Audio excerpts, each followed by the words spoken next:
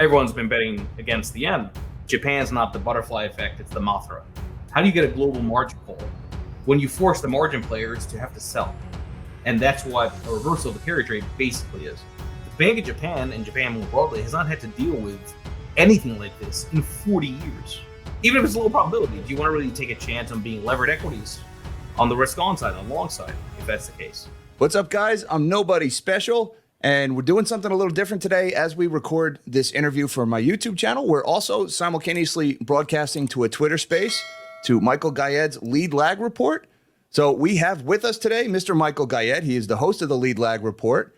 He is also the man with the lumber and the gold for eyes, and of course, the master of the few who understand this. Michael, thank you so much for being with us today. How are you doing today? If you're nobody special, then I am definitely nobody special. I will tell you, I appreciate all the work and content you're putting out too. Thank you very much, sir. And I appreciate you spending the time with us this afternoon because we've got an important topic today. And it's something you've been really pounding the table on lately in your Twitter feed, the potential unwinding of the yen carry trade. And this is something that picked up about a week ago when the Japanese central bank announced a tweak to the yield curve control policy. Now, before we get into the unwinding of it, for some of the folks who are newer and still learning, could you just elaborate a little bit on what the yen carry trade is and also how pervasive it is in U.S. markets? Well, it's interesting because it's something that has been around for a long time because Japan's had low rates to no rates for a long time. But the concept is actually fairly straightforward and simple. So because of disinflation, deflation, Japan's basically had zero negative rates for some time. So money borrowing at cost of capital that doesn't cost anything takes that capital and deploys it elsewhere across the globe into higher yielding parts of the investable landscape, oftentimes into U.S. markets. Right. So if you could think about it from the standpoint of you're an institution, you're a major player, you want to leverage freely, you go to Japan, right? Because there's no cost of capital. If the yen goes down, now you get an added benefit by borrowing that money because that currency weakens. And the broader point here is that the carry trade ends up being at the margin a pretty big driver of margin, of leverage. It's often cited as one of the catalysts behind the 2008 crash. There's an IMF paper that documents how important the yen carry trade is to liquidity. And it's something that I think most people just don't fully appreciate because at the margin, price is not set by investors, but by traders, right, who are buying and selling, relative to everybody else. Now, your point on the Bank of Japan is the one that I keep hammering, which is, I think, now getting more attention, thankfully, in a lot of ways. But that reaction on that Thursday, I think, was actually really interesting. So, the market was up.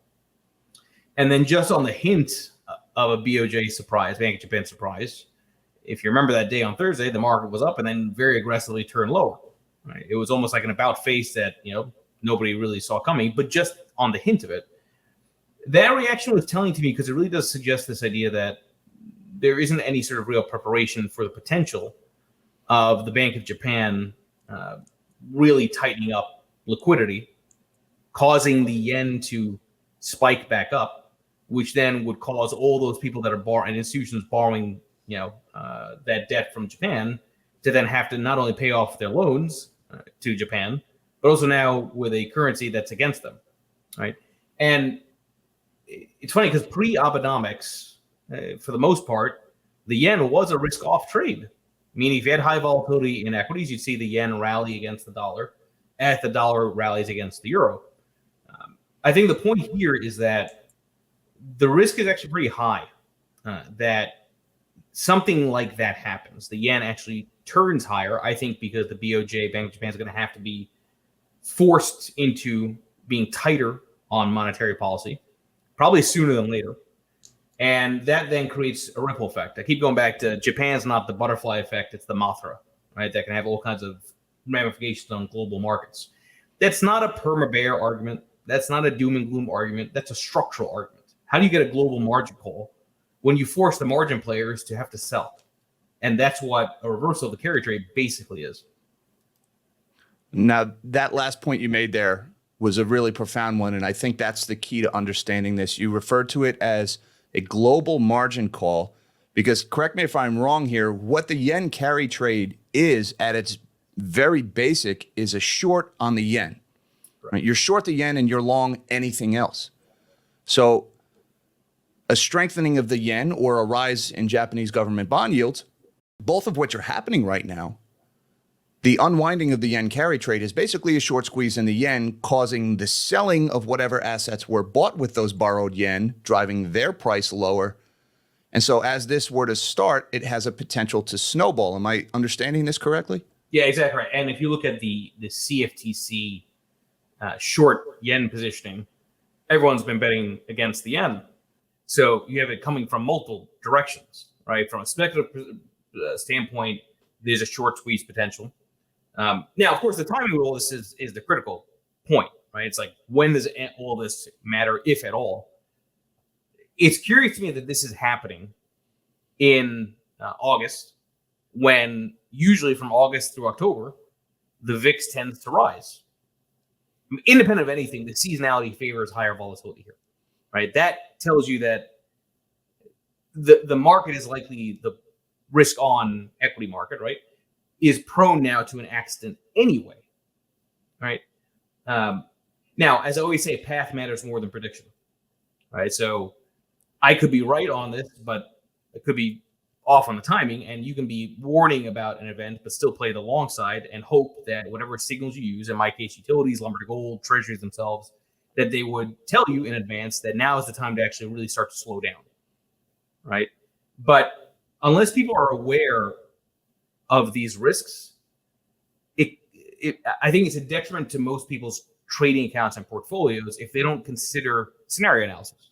Just like the Pentagon has a scenario where, what if we have to go to war with the UK, right? Which is like an impossible thing to think through, although it happened once before. Okay. The point is, yeah, right, exactly. But my point is, like, you have to do scenario analysis, right? And that just helps you determine probabilities and how much to position. Okay. So since this, the BOJ announced their change to their policy, it was leaked on that, it was a Wednesday or Thursday, you mentioned. We've seen a lot of movement over in Japan. We saw the 10-year JGB, it went from about 0.43% to 0.62%. Now, with 1 month treasuries here in the States yielding almost 5.5%, that may seem like a small move, but that's a 50% increase in the yield on the Japanese government bond. We also saw the yen went kind of haywire. It started at 141 yen to the dollar. That day it dropped to 138, and then it rebounded. Now it's actually higher than it started at, 142.5. So we've got a strengthening of the yen and an increase in those yen yields. So it's almost a double whammy for the carry trade. Now, is this enough, do you think? And this is where it gets into a little bit of a judgment call. Is this enough to get this thing rolling, or do we need to see a much more substantial move higher in either the yen or the JGB yields to get to the unwinding here? You're hitting on the $3 trillion question. And the truth is, it's not clear. Look, every snowball starts with like a little thing rolling off of every avalanche or whatever you want to call it, right? Becomes a snowball, right? The little, thing that kind of starts the process. It's like I use that line all the time now on X. I say, slowly then suddenly, slowly then all of a sudden, which is basically an Ernest Hemingway quote, right? How do you go broke? How do you go bankrupt? Slowly then all at once, right? Is the quote from Ernest Hemingway. So you don't know except with hindsight, but it's like, again, I go back to this about probabilities of scenario analysis, right? So maybe it's nothing. Maybe it's fine. Maybe all these things I'm saying don't matter. But what if it does? Even if it's a low probability, do you want to really take a chance on being levered equities on the risk on side, on the long side, if that's the case? Now, it is interesting to me because against that backdrop, what's been the narrative? Breadth is improving, right? Okay. You look at the small to large ratio, every time it wants to look like it wants to move, it doesn't. As we're speaking, today on Monday, on August 7th, markets are positive. Well, except small caps aren't really doing anything. So if you believe markets are a discounting mechanism, something is bothering everything else except the S&P and NASDAQ, right? And maybe it's the yen carry trade. Maybe it's some other dynamic. Maybe it's the fact that we went through the fastest rate hike cycle in history and nobody knows how the hell it's going to play out, which I'm always blown away by, that people seemingly forgot there are lags, which means the 9 to 12 months lag of rate hikes now factors into the economy, right? Just as everyone's screaming new bull market, it's like the attention span by people is mind-numbing, and the way that narrative follows price is mind-numbing. But nothing's changed. If anything, we're about to see if the Fed really got it right, like starting now, right, on a go-forward basis. So either way, like there's a lot of disconnects internally in the market that, regardless of whether it's the yen carry trade reversal or not, which I think it probably is going to be, things are just not that healthy, despite what the headline averages would tell you. God bless those that are making a lot of money, and then the Nvidias of the world, Magnificent Seven. You know what? Great, all for it. As I keep saying, you can make a lot of money in manias. The question is, can you keep it? Yeah. Now, you posted something really interesting to your Twitter this morning, and I'm going to quote you here. I'm going to censor it a little bit for YouTube, but say which one with the curse? Right? Yeah, which one with the curse? So you wrote this morning, if you're bullish on oil, you're bullish on a credit event. The more oil goes up, priced in yen, the more likely the Bank of Japan must intervene and F up the entire carry trade. And then, of course, you ended with the quintessential, few understand this. Could you talk a little bit about the role you see oil playing here? And could you describe the mechanism? How does a higher oil price cause potentially an unwinding in the carry trade? No commodity is more correlated to inflation expectations than oil. I mean, this is just outright fact. So if oil is rising, that suggests cost push inflation is picking up. If cost push inflation is picking up, inflation expectations pick up, in sympathy. So if oil were to keep running, right? And by the way, there are a lot of real good reasons for that, especially, given the strategic petroleum reserve refilling. Then for a country that imports pretty much all its oil, it's a real problem. Now, when you price it in yen, if the yen were to keep on weakening, now it's like double whammy. Right? Oil's going up by itself because of supply demand dynamics. And then on top of that, now the currency translation makes it even worse for Japan as an economy. This is what I think. There's like no real good options. If you really think it through fully, the Bank of Japan and Japan more broadly has not had to deal with anything like this in 40 years. Like, everyone should really think about that statement. You talk about 40 years of a generation of hardworking, industrious, intelligent people now having to deal with this thing called inflation. And not just inflation, but very volatile inflation, right? Because oil itself is volatile. While all this carry trade leveraging has been taking place for a long, long time, does anybody really think that that's healthy? That can't result in an accident? So that's what I'm saying. So it's like if oil were to keep running, the yen, price in yen especially, that's going to further the inflation pressure within Japan. Wages are not going to be able to keep up to that. Bank of Japan is going to have to intervene, at least to stop the yen side from sliding, from being this kind of added fuel to the fire of oil's momentum, which again furthers the reversal of the carry trade. I mean, I keep trying to think through, where am I wrong in the linkage, right? Because it's more than just sort of if then. It's if then if then, right? It's the secondary, tertiary impacts of something happening, and I can't. Maybe I'm wrong. I have yet to have somebody counter me on this, but I don't see how that's not how this ends up rippling through. Right? It's like, if you're going to be bullish on oil, you got to be real careful, because there's all kinds of implications on Japan and then global liquidity as a result.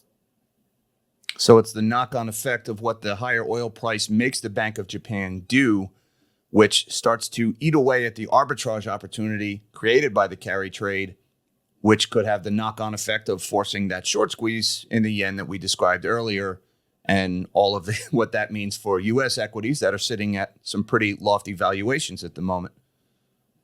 So yeah, exactly right. And by the way, on lofty valuations, I will say it's funny. I thought you were supposed to have PE expansion with rising rates. It's funny how that works. PE expansion with rising rates and shrinking earnings. The E is getting smaller as well, or at least modestly smaller. A lot of it is energy, but yeah, the E is getting smaller too. It's not. I've been kind of tilting my head at this run up in equities as well. So. Yeah, it doesn't have to make sense. I mean, we know that, like, markets can be very disconnected from economies. I always go back to, a chart is, as my father would say, like the sum total of all the knowledge and ignorance of market participants. I think there's a lot of ignorance now, right? I mean, it's like people forgot about the yield curve still screaming recession, including frickin' Powell. It's like, are you kidding me? I mean, what? So the yield curve only matters when stocks go down? The whole thing is insane. Now I go back to all that is just perspective. How you manage through it's a different animal, right? But I think you have to start with perspective to at least have a sense of the scenarios that could play out. So something I've been forcing myself to do, because you mentioned perma earlier, and it's something I have to cop to. Optimism's not really my thing. So lately I've been forcing myself to entertain the upside notions, to look for that silver lining in a seemingly sea of gray clouds. So there's no shortage of warning signs. There's no shortage of bad indicators. Is there anything out there that you think might actually be bullish for the carry trade, or possibly supportive of even higher levels in U.S. equities? Yeah, I think if suddenly oil were to really break in a way that's not suggestive of demand breaking, right? It's like, which goes back to oil and inflation expectations, that link, right? So I think, yes, if oil were to suddenly have its own correction, you've taken the temperature off, right, from that. So I think that seems plausible. And also, it's like, going back to what you said, alluded to earlier, it's like, at what point is it enough, right, in terms of that oil pressure where things start to break, right, where the snowball becomes the avalanche, so to speak, right? So, but I think it's to me, it's like all eyes on the yen, which inherently means all eyes also on oil, right? And then, the knock-on effect there would be also credit spreads, seasonality, all this stuff. So, yeah, to your point about being a perma bear or perma bull, it's not about being a bull or bear; it's about being flexible. Yeah, it drives me utterly insane when people look at, I'm sure, your content or mine, and they say, "Oh, you're flip-flopping." What are you supposed to do otherwise? I don't understand. Like, you're driving. What? So you're not. Whenever you slow down, you're flip-flopping. Otherwise, just go with the constant speed. Like, what are you guys talking about? Well, you can flip-flop, or you can drive face first into a wall and crash and die. Things go up, but they also go down sometimes too, or vice versa. So, right, exactly. Yeah, very good point.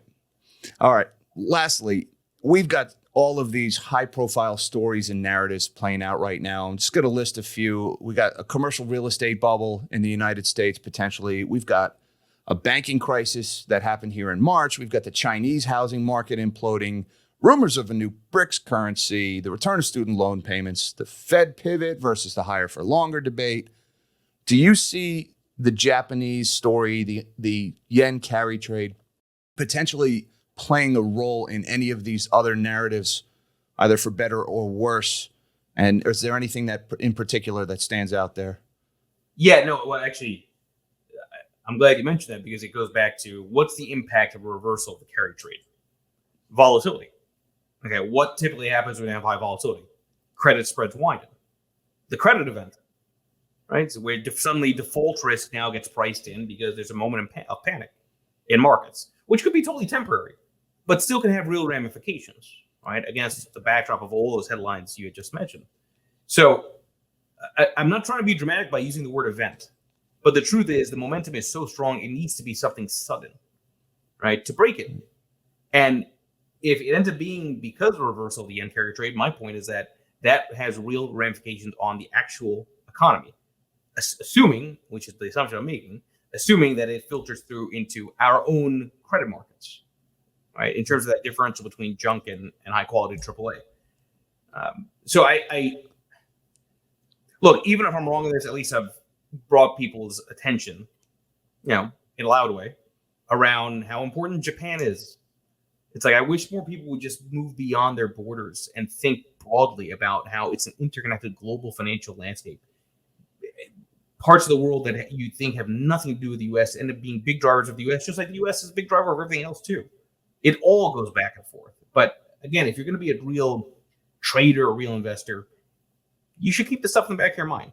It should at least give you a sense of where risks might be building. And the truth is, most of the really big returns come at the tail. They come at the inflection point where there's a big move that most people think is low probability. But when it happens, with hindsight, everyone says, I saw that coming. Yeah. And speaking of saw that coming in a credit event, you just mentioned yield spreads.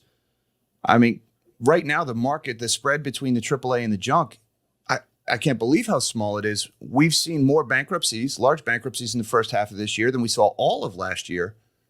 So the market is discounting the risk premium for some of the riskier debt out there, even though that debt is going belly up at an accelerated rate right now. So yeah, credit event. And, meanwhile, equities just marches higher. Everybody thinks because AI that there's no real risk there. I mean, we just had one of the largest trucking companies in the country went belly up, 30,000 people out of work. Well, what do the trucking companies do? They move things that other people make and other people sell. So they're right in between these 2 points in the supply chain, and they just went out of business. Maybe it's time to reevaluate that risk. Well, and at the start of the year when I said melt up and crash, I believe we see both, right? I said that like January 9th. Yeah. I said melt up because it's a pre-election year, but that there will be, an event because of the delayed aspects of the rate hikes, fastest rate hike cycle in history. Okay. It could very well be, to your point about credit spreads being tight, that's what small caps are sensing. It's like you have to say to yourself, why is it that small caps are not running? Right? Because in a pre-election year, small caps should not be lagging this badly, which is a whole nother dynamic. Relative to prior pre-election years, what's happened this year is very abnormal, okay, at this point in the calendar. But then you say to yourself, okay, what is it that small caps are seeing that makes them look like it's not a new bull market? Well, you have a lot of zombie companies that have high debt. So maybe those equities are sensing that there's a refinancing crisis at some point coming, as these companies with high debt have to inevitably roll over their debt into much higher rates, right? And it's just seeing that in advance. There should be, one would think, a link between credit spreads and small cap weakness. You would think, right? Because, I have nothing to base this off of, but it intuitively makes sense to me. I'm going to probably do some deep research on it now that I'm saying it. But there should be a link between just, smaller companies probably have more debt anyway because they're in growth phase and they're trying to survive versus the very large ones like the Apples of the world and all this. Mm-hmm. I mean, we're seeing that in the banks right now, right? It's the smaller ones that are really struggling while the big guys are picking up market share. Right. So it's like, that disconnect will resolve itself. Now, this is the other thing, which is why, again, people think I'm crazy. I keep saying I still think we're in a bear market. I could be totally wrong. Me thinking it's a bear market is irrelevant for path, right? It's like it's perspective. But bear markets tend to end with a bang. They tend to end with a credit event. They tend to end with a VIX spike. You haven't had that. So maybe it won't. I'm the first one to say just because it hasn't happened in the past doesn't mean it won't. But do you really want to bet on that? I don't know. Maybe you do. But I just think there's enough things which people are not thinking through from a disconnect perspective. They're just simply looking at these are home bias and the availability heuristic, the in quotes market. And the reality is the market is far more than just the S&P 5 or 7 or the NASDAQ. It's all investable assets. You look at emerging markets, they still look like death. Every time they want to have some momentum, doesn't work. You look at small caps, still looks like death. Every time it looks like there's momentum, doesn't want to work. Is it really a new bull market? For the S&P 493, it certainly is not a new bull market. But like you mentioned, for the S&P 7, absolutely. Small number of companies taking most of the gains for the year to date. Michael, I want to say thank you very much for spending your time with us to talk about the yen carry trade, because this is a pretty complex topic and there's a lot of moving parts to it. And a lot of people probably don't understand how, you described Mothra, which is great because of the size of it and the butterfly effect analogy at once. That was pretty good. And I'm a fan of kaiju movies as well. So that was excellent. Thanks again. That's Michael Gayed from the Lead Lag Report. Guys, I'm going to put links to his YouTube channel and his Twitter feed down below. I highly recommend both of those. Not only is it very insightful, but it is always entertaining and never dull to follow your Twitter feed, Michael. So I'll give you the last word. Anything you want to say before we wrap up? You'd be gambling by not following Mr. Gamble himself. So make sure you also subscribe to this channel. Thank you very much. I appreciate that. All right, everybody. This was Michael Gayed from the Lead Lag Report. And until next time, live small and dream big.